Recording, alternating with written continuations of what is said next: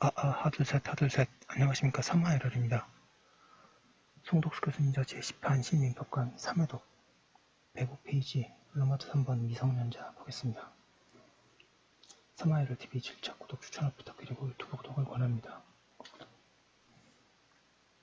로마트 3번의 미성년자 1번의 성년기. 우리 민법상 19세로 성년에 이르게 된다. 여기서 19세는 만 나이를 가리킨다. 따라서 만 19세가 되지 않은 자가 미성년자이다. 19세의 연령은 여기에 의하여 계산하되 출생일은 그 기간에 포함시킨다.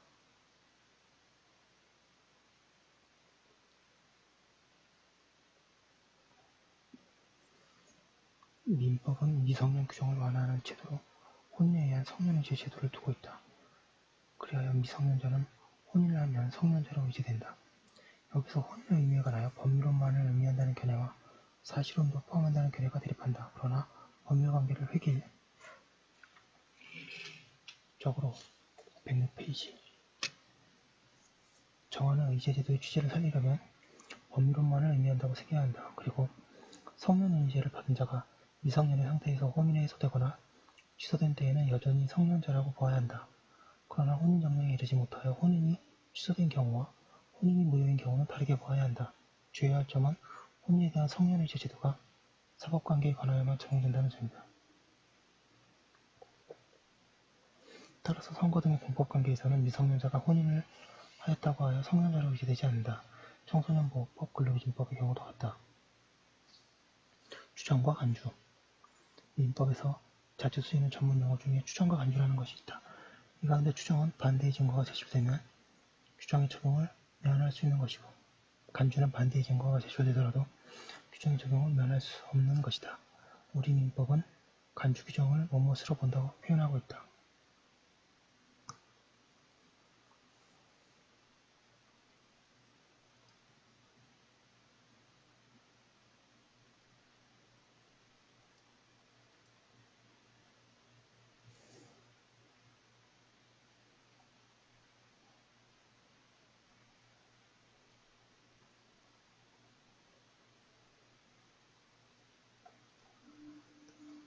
이번에 미성년자의 행위능력. 양가리벌 원칙. 미성년자는 제한능력자로서 원칙적으로 단독으로 법률행위를 하지 못한다. 미성년자가 법률행위를 하려면 법정 대리인의 동의를 얻어야 한다. 이 규정은 강행 규정임. 만약 미성년자가 법정 대리인의 동의 없이 법률행위를 한 경우에는 미성년자나 법정 대리인은 그 행위를 취소할 수 있다. 그리고 법률행위가 취소되면 취소된 법률행위는 처음부터 무효였던 것으로 한다. 미성년자의 법률행위에 대하여 동의가 있었다고 증명 책임은 미성년자가 아니고 이를 주장한 상대방에게 있다. 증명 책임이라는 용어. 민사소송법에서 증명이란 법관이 요증사실의 존재에 대하여 고도의 개연성 즉 확신을 얻은 상태 또는 법관으로 하여금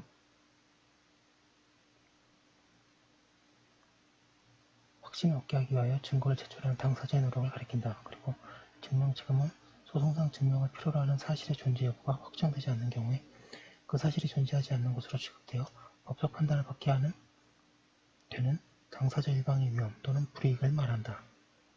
일정한 증명 책임은 종래 대체로 입증 책임이라고 표현되어 왔다. 그런데 2002년 1월 26일 민사소송법이 개정되면서 입증이라는 용어를 모두 증명이라는 바꾸었다. 그래서 이 책에서는 개정된 민사소송법의 용어 사용에 맞추어 입증 책임을 모두 증명 책임으로 바꾸기로 한다. 취소라는 용어. 민법에서 취소라는 용어가 여러 곳에 사용되고 있다. 이 경우들은 크게 법률행위 취소와 법안 선고의 취소, 행정처벌 취소로 나뉘어지고 법률행위 취소는 다시 제한능력, 착오, 사기, 강박을 일궈한 107페이지 재산행위 취소, 사회행위 취소, 영업 허락의 취소, 제한능력, 착오 등의 흠이 없는 완전히 유효한 재산상태의 취소는 혼인, 이혼, 입양 등 가족법상의 행위 취소로 세분된다.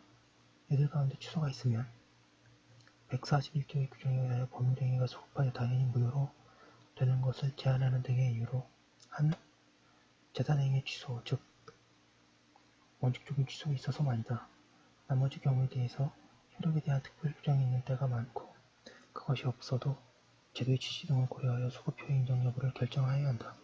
특히 실종선고와 같이 법원 선고의 취소는 법률행위의 취소가 아니며 따라서 소급표가 당연히 인정되는 것이 아니다. 양가로 이번에 예외 보겠습니다.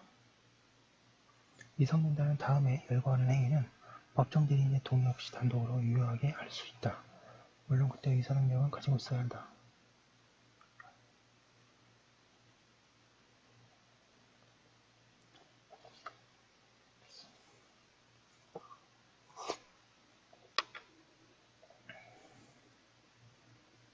반가로 1번에 단순히 권리만을 얻거나 의무만을 면하는 행위. 이러한 행위는 미성년자에게 이익만을 주기 때문에 허용된다. 그 예로 부담 없는 증여를 받은 행위, 시범면제의 청약에 대한 승낙, 심권자에 대한 부양료 청구를 들 수 있다. 그에 비하여 부담부 증여를 받은 행위, 경제적으로 유리한 매매계약의 체결, 상속의 승인 등은 이익을 얻을 뿐만 아니라 의무를 부담하는 것이어서 단독으로 하지 못한다. 채무의 변제를 수령하는 행위는 법률행위는 아니지만 채권 상실의 불이익을 가져오므로 제5조를 적용하여 역시 미성년자가 단독으로 할 수 없다고 하여야 한다.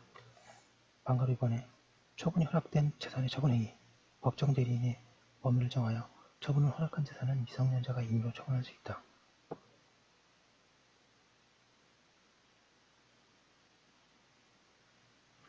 여기서 한 가지 문제는 사용 목적을 정하여 처분을 허락한 재산도 그 목적과 상관없이 임의로 처분할 수 있는가이다. 여기에 관하여 통설은 거래의 안전을 보호하기 위하여 이를 긍정하여야 한다는 입장이다. 사견도 통설과 같다. 그리고 6조는 재산의 처분이라고 하나 했으나 사용수익을 포함하는 것으로 새겨야 한다.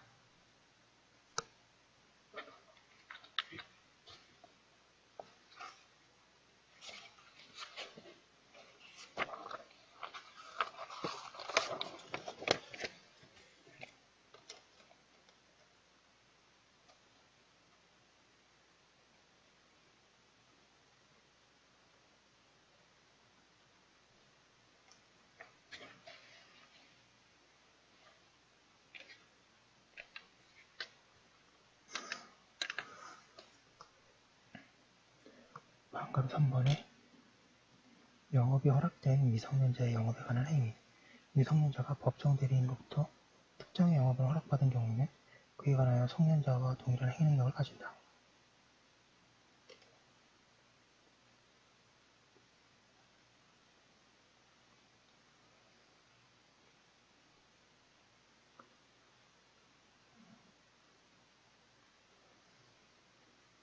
여기서 말하는 영업은 상업뿐만이 아니라 널리 영리를 목적으로 하는 독립적, 계속적 사업을 의미한다. 한편 법정 대리인이 영업에 허락을 하면은 반드시 영업의 종류를 특정하여야 한다. 영업에 허락이 있으면 미성년자는 영업 자체 외에 그 영업에 직접 간접적으로 필요한 모든 행위를 할 수 있다. 그리고 영업 허락이 있는 경우에는 그 범위에서는 법정 대리인의 동의권도 대리권도 소멸한다.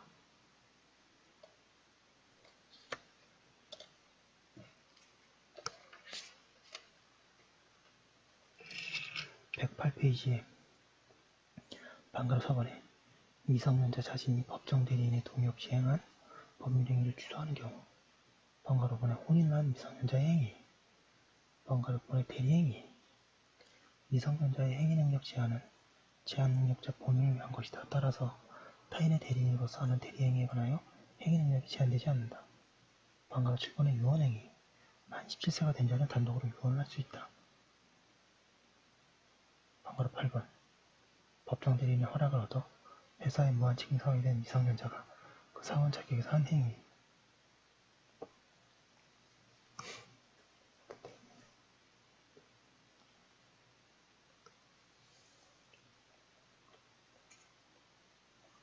반가로 9번에 근로계약의 체결과 임금의 청구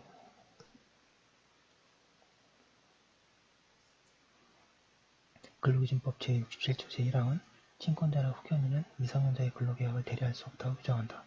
따라서 근로계약은 미성년자의 자신이 직접 체결해야 한다. 그런데 그때 미성년자가 법정 대리인의 동의를 얻어야 하는가에 관해서는 견해가 대립되나 다수설은 법정 대리인의 동의를 얻어야 한다는 입장이다.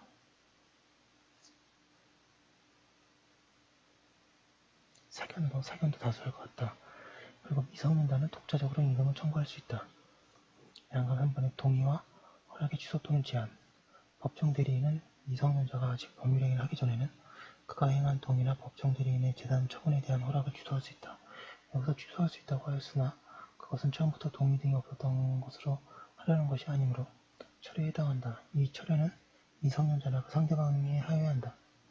철회의 미성년자에게 그 행위를 한 경우에는 그것을 가지고 선의의 제3자에게 대항할 수 없다는 것이 통설이다.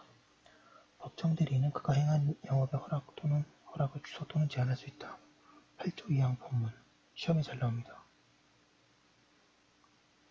그리고 여기에 취소도 철회의 의미이다.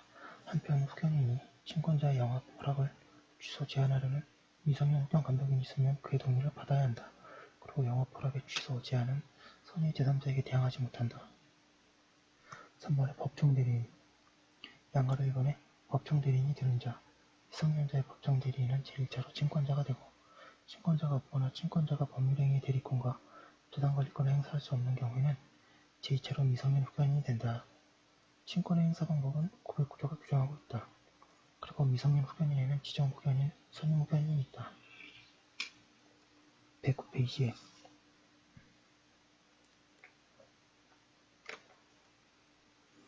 법정 대리인이 권한. 미성년자의 법정 대리인은 미성년자가 법률행위를 하는데 동의를 할 권리, 즉 동의권이 있다. 동의는 묵시적인 방법으로도 할 수 있다. 그리고 예견할 수 있는 범위에서 개별적으로 활동부하다. 그러나 미성년 후견인이 미성년의 일정한 행위에 동의를 한 때에는 후견 감독인이 있으면 그의 동의를 받아야 한다. 판례 보겠습니다. 양가로 가해 행위 무능력자 제도는 사적 자치의 원칙이라는 민법의 기본 이념, 특히 자기책임 원칙이 구현을 가능케 하는 도구로서 인정되는 것이고 거래의 안전을 희생시키더라도 행위 무능력자를 보호하고자 함에 근본적인 입법 취지가 있는 것입니다. 행위 무능력자 제도의 이러한 성격과 입법 취지 등에 비추어 볼 때 신용카드 가맹점이 미성년자와 사이에 신용구매 계약을 체결할 당시 그 미성년자가 법정 대리인의 동의가 없었음을 들어 스스로 위 계약을 취소하지 않으리라고 신뢰하였다고 하더라도 그 신뢰가 객관적으로 정당한 것이라고 할 수 있을지 의문이 있을 뿐만 아니라 그 미성년자가 가맹점의 이러한 신뢰에 관하여 취소권을 행사하는 것이 정의관념에 비추어 용인될 수 없을 정도의 상태라고 보기도 어려우며 미성년자의 법률행위에 법정 대리인의 동의를 요하도록 하는 것은 강행 규정이라고 할 것이다.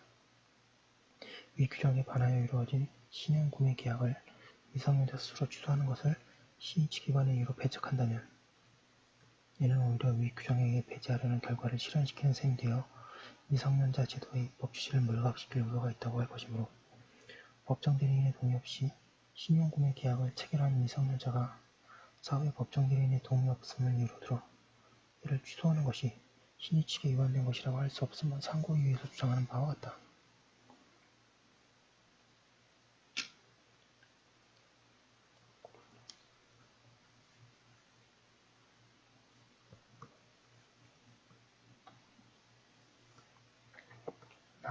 그러나 미성년자가 법률행위를 함에 있어서 요구되는 법정 대리인의 동의는 언제나 명시적이어야 하는 것이 아니고 묵시적이어야 가능한 것이며 한편 민법은 법률에 정하여 처분 허락한 재산의 처분 등의 경우와 같이 행위 능력자인 미성년자가 법정 대리인의 동의 없이 단독으로 법률행위를 할 수 있는 예외적인 경우를 규정하고 있고 미성년자의 행위가 이와 같이 법정 대리인의 묵시적 동의가 인정되거나 처분 허락이 있는 재산의 처분 등에 해당하는 경우라면 미성년자로는 더 이상 행위 능력을 이유로 법정 대리인을 취소할 수는 없다고 할 것이다.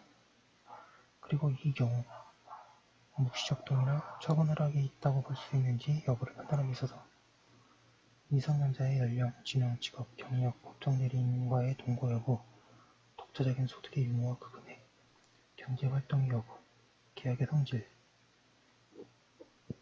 체결 경위 내용, 기타 재반 사정을 종합적으로 고려해야 할 것이고 이와 같은 범위는 묵시적 동의 또는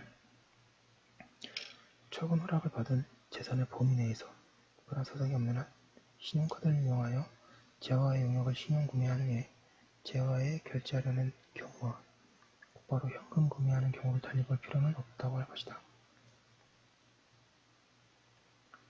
민법 개정 전에 19세가 넘은 미성년자가 월 소득 범위 내에 신용 구매 계약을 체결한 사안에서 스스로 얻고 있던 소득에 대해서는 법정 대리인의 묵시적 처분허락이 있었다고 보아 이 신용 구매 계약은 처분허락을 받은 재산 범위 내에 처분행위에 해당한다고 본 사례. 110페이지. 법정 대리인은 미성년자를 대리하여 재산상의 법률행위를 한 권한, 즉 대리권이 있다. 법정 대리인은 동의를 한 행위도 대리할 수 있다. 법정 대리인이 대리 행위를 함에 있어서 미성년자의 승낙을 받을 필요도 없다. 그러나 미성년자 본인이 행위를 목적으로 하는 채무를 부담할 경우에는 본인의 동의를 얻어야 대리할 수 있다. 그리고 법정 대리인과 미성년자의 이익이 상반하는 행위에 대해서는 법정 대리인의 대리권이 제한된다. 후견인에 대하여 동의권에서와 같은 제한이 있다. 영업 허락의 경우에 그 범위에서 대리권 소멸함을 앞에 설명하였다. 법정 대리인이 미성년자의 동의 없이 행한 법률행위에 취소할 수 있다.